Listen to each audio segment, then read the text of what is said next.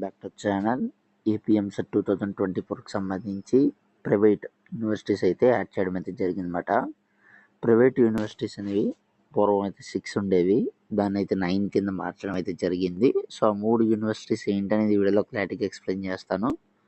Web options ఇచ్చేటప్పుడు ఎలా ఇవ్వాలనేది కూడా ఈ వీడియోలో క్లారిటీగా ఎక్స్ప్లెయిన్ చేయడం అయితే జరుగుతుంది. ఈ వీడియో కనుక నచ్చినట్లయితే లైక్ చేయండి, షేర్ చేయండి, కామెంట్ చేయండి. మా ఛానల్ తప్పకుండా ఫస్ట్ టైం అయితే చూస్తున్నారో సబ్స్క్రైబ్ చేసుకోండి. పక్కన గంట సింబల్ గట్టిగా నొక్కినట్లయితే కనుక మన ఛానల్లో పెట్టే ప్రతి వీడియో మీకు నోటిఫికేషన్ కింద రావడం అయితే జరుగుతుంది. ఫ్రెండ్స్, వీడియోలోకి అయితే వచ్చేద్దాం. సో ఇక్కడ మేము చూసుకున్నట్లయితే కనుక ప్రైవేట్ యూనివర్సిటీకి సంబంధించి ఎనేబుల్ చేయడం అయితే జరిగిందన్నమాట.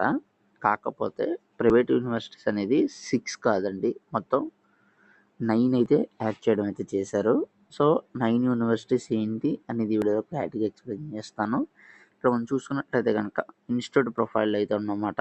ఈ ఇన్స్టిట్యూట్ ప్రొఫైల్లో ఇక్కడ మీకు కనిపిస్తున్నట్టుగా టైప్ అని ఉంది కదా, ప్రైవేట్ యూనివర్సిటీ అని చెప్పి టైప్ మీద క్లిక్ చేస్తే మీకు ఫస్ట్ అన్ని యూనివర్సిటీస్ వచ్చేస్తాయండి. చూసుకున్నట్లయితే కనుక ఫస్ట్ వచ్చి ఆదిత్య యూనివర్సిటీ ఒకటి, అన్నమాచార్య యూనివర్సిటీ ఒకటి, అపోలో యూనివర్సిటీ ఒకటి, Bharatiya engineering science and technology innovation university అనంతపూర్లో ఉందండి ఇది.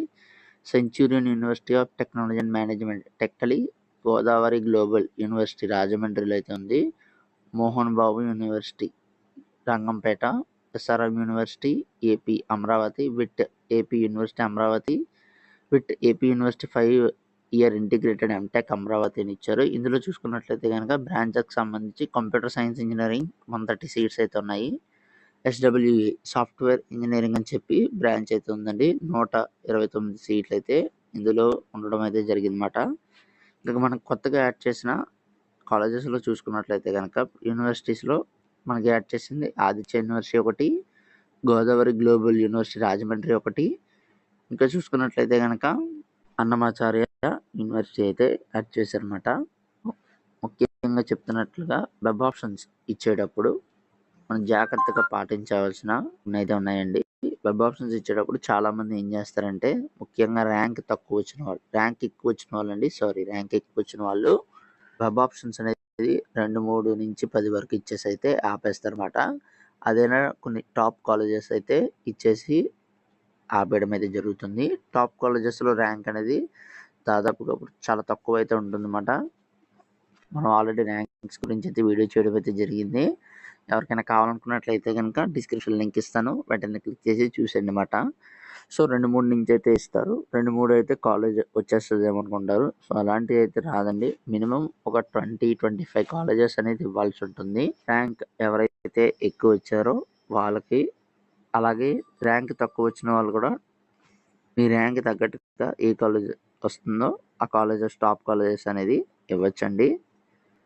ఎందుకు చెప్తున్నామంటే లాస్ట్ ఇయర్ చాలామంది కూడా 2-3 కాలేజెస్ ఇచ్చేసి వదిలేశారు. సో వాళ్ళకైతే సీట్ అనేది రాలేదన్నమాట.